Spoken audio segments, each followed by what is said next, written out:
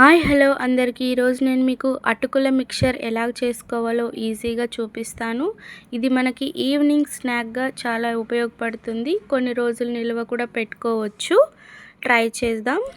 ముందుగా కడాయి పెట్టుకొని అటుకులని వేసి మనం లో ఫ్లేమ్ మీద వేయించుకుందాము. అప్పుడు అందులో మనకి పచ్చివాసన పోతుంది. అటుకులు కూడా క్రిస్పీగా వస్తాయి.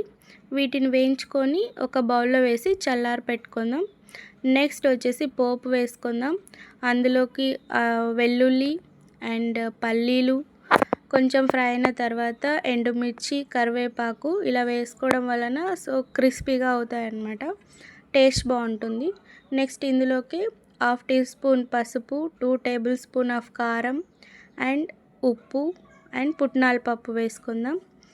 ఇది కొంచెం చల్లారిన తర్వాత ముందుగా మనం ప్రిపేర్ చేసుకున్న అటుకుల్లోకి ఈ మిక్చర్ అంతా వేసుకొని కలుపుకుందాం.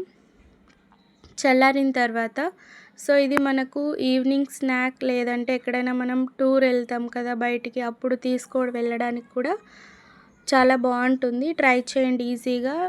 ఎలా కుదిరిందో కామెంట్ చేయండి.